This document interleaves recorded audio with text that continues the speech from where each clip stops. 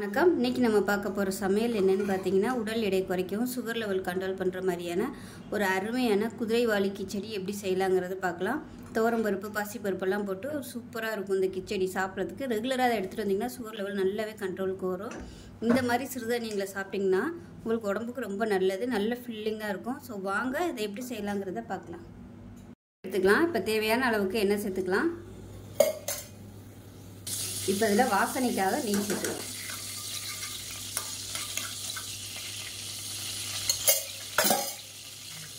இப்போ எண்ணெய் நல்லா சூடாகிடுச்சு.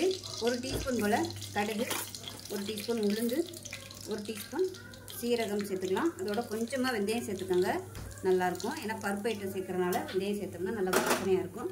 இப்போ இதில் கருவேப்பிலை சேர்த்துக்கலாம்.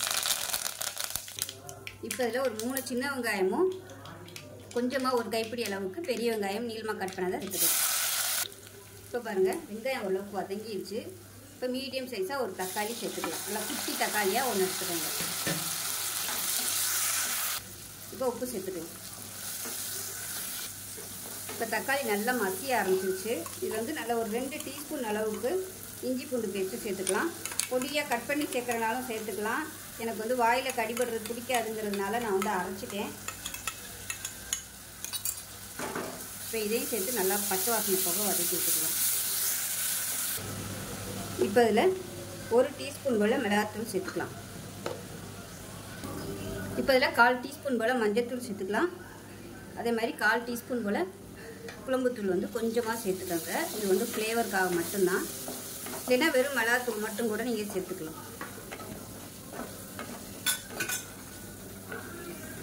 இது கொஞ்சம் அடிப்பிடிக்காமல் இருக்கிறதுக்காக கொஞ்சமாக தண்ணி ஊற்றிக்கலாம்.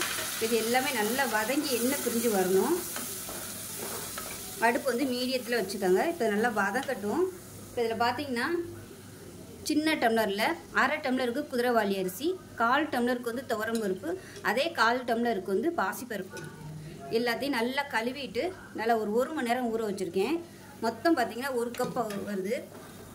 1 கப்புக்கு 6 கப்பு தண்ணி வைக்கணும். ஏன்னா நம்ம குழைய வைக்க போகிறோம். அதனால் 6 கப்பு தண்ணி நான் சூடு பண்ணியிருக்கேன். பக்கத்தில் சூடாகிட்டு இருக்கு. இப்போ நல்லா வதங்கினதும் அந்த தண்ணி நம்ம ஊற்றிக்கலாம்.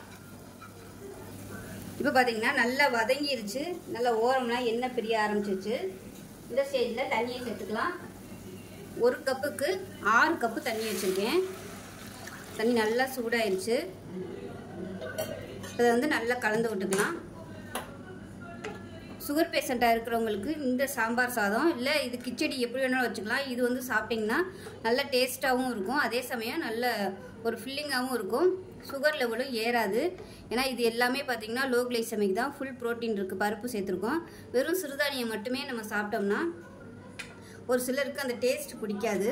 அதனால சரிக்கு சமமாக நம்ம பருப்போடு சேர்த்து சாப்பிடும்போது அந்த சிறுதானியத்தோட டேஸ்ட் கொஞ்சம் நமக்கு தெரியாது. நல்லா சுவை அதிகமாக இருக்கும். பருப்போடு சேர்த்து சாப்பிடும்போது இன்னும் கொஞ்சம் சாப்பிட்லாமே அப்படின்னு சொல்லி தோணும். ஸோ இது நீங்கள் ஒரு தடவை செஞ்சிங்கன்னா நைட்டுக்கும் கூட நீங்கள் இதை எடுத்துக்கலாம். நல்லா பசி தாங்கும், நல்ல ஹெல்த்தியாகவும் இருக்கும். இருக்கிறது சிறுதானியத்திலே நம்பர் 1ல் இருக்கிறது குதிரைவாலி அரிசி தான். லோ கிளைசமிக்கு 3 வேளையுமே குதிரைவாலி அரிசி வச்சு சாப்பிடும்போது சுகர் லெவல் நல்லா கண்ட்ரோல் ஆகும்னு சொல்லி நான் கூட ஒரு டாக்டர் சொன்னதை கேள்விப்பட்டிருக்கேன். ஸோ அதனால் இந்த குதிரைவாலி அரிசியில் இந்த மாதிரி கிச்சடி இந்த சாம்பார் சாதம் செஞ்சு சாப்பிட்டிங்கன்னா அருமையாக இருக்கும். சாப்பிட்டுட்டே இருக்கலாம். ஒரு தடவை இது மாதிரி செஞ்சு பாருங்கள். இப்போ இது கொதிக்கட்டும். உப்பு எப்படி இருக்குங்கிறத பார்த்துட்டு உப்பு செக் பண்ணிவிட்டு போட்டுக்கலாம்.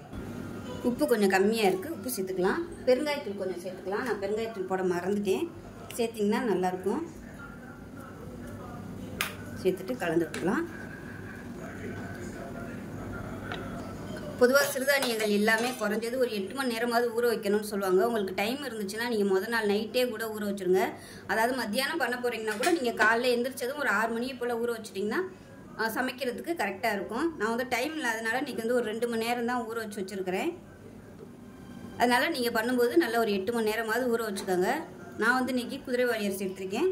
எந்த அரிசியில் வேணாலும் இது மாதிரி நீங்கள் பண்ணலாம். டெய்லி கூட ஒவ்வொரு அரிசி நம்ம யூஸ் பண்ணலாம். சிறுதானியம் குதிரைவாலி அரிசி ஒரு நாள், சாமை அரிசி ஒரு நாள், திணை, வரகு எல்லாமே ஒவ்வொரு நாளைக்கு இது மாதிரி செஞ்சோம்னா எல்லா விதமான சத்துக்களும் நமக்கு கிடைச்சிடும். இப்போ தண்ணி நல்லா கொதிச்சுட்ருக்கு. இதில் ஒரு கைப்பிடி அளவுக்கு கீரை சேர்த்துக்கலாம். எந்த கீரை வேணாலும் சேர்த்துக்கோங்க. நான் இன்றைக்கி மணத்தக்காளி கீரை இருந்ததுனால மணத்தக்காளி கீரை சேர்த்துருக்கேன். அரைக்கீரை இல்லை முருங்கைக்கீரை கூட நீங்கள் சேர்த்துக்கலாம். நல்லாயிருக்கும். அதுவும் இதில் பாருங்கள் எல்லாமே நமக்கு வந்துடுது. சிறுதானியம் வந்துடுது, பருப்பு வந்துடுது, கீரை வந்துடுது.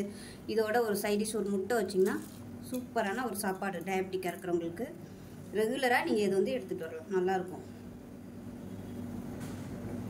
கீரையை சேர்த்துட்டு நல்லா கலந்தாச்சு. இப்போ நம்ம அரிசியும் சேர்த்தாச்சு, அரிசி பருப்பு எல்லாமே சேர்த்தாச்சு. குக்கரை மூடி வச்சிடலாம். மூடி வச்சுட்டு விசில் வந்து நல்லா அதிகமாக விடணும், ஏன்னா நல்லா குழைவாக வரணும். நமக்கு அந்த பருப்பு வந்து நல்லா மசிஞ்சு சாதத்தோட அந்த அரிசியோட கலந்துச்சுனா தான் நமக்கு வந்து சுவை வந்து அதிகமாக இருக்கும்.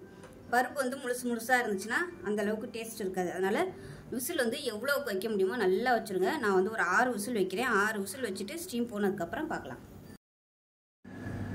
இப்போ உங்களோட சாம்பார் சாதம் எப்படி இருக்குன்னு பார்க்கலாம். இல்லை கிச்சடி எப்படி வேணாலும் நம்ம வச்சுக்கலாம். பாருங்கள், நல்லா வாசனையாக சூப்பராக இருக்குது. அந்த இஞ்சி பூண்டெல்லாம் போட்டிருக்கிறதுனால. இப்போ இது வந்து சூடாக இருக்கிறதுனால இந்த மாதிரி இருக்குது. இது ஆறுச்சுன்னா கரெக்டான பக்குவத்தில் வந்துடும். இது வந்து ரொம்பவும் தண்ணியாகவும் இல்லை, ரொம்பவும் கெட்டியாக இல்லை, கரெக்டான பதத்தில் இருக்குது. இந்த மாதிரி சாப்பிட பிடிக்கிறவங்களுக்கு நீங்கள் இப்படியே வச்சுக்கலாம். ரொம்ப தண்ணியாக இருக்குது அப்படின்னு நினச்சிங்கன்னா கேஸ் ஆன் பண்ணிவிட்டு ஒரு 2 செகண்டு தண்ணியை மட்டும் வற்ற விட்டுக்கலாம். ஏன்னா இது வந்து நம்ம குதிரைவாளி அரிசி சிறுதானியம் தான் நம்ம யூஸ் பண்ணியிருக்கோம்.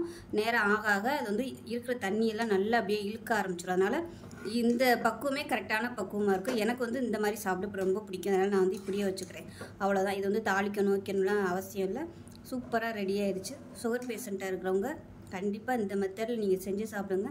சாப்பிட்டுட்டு டெஸ்ட் பண்ணி பாருங்கள், சுகர் லெவல் நல்லா கண்ட்ரோல் வரும். ஸோ இந்த வீடியோ பிடிச்சிச்சுன்னா லைக் பண்ணுங்கள், கமெண்ட் பண்ணுங்கள், சேனலை சப்ஸ்கிரைப் பண்ணுங்கள், பக்கத்தில் பெல் பட்டனையும் ப்ரெஸ் பண்ணுங்கள். நன்றி.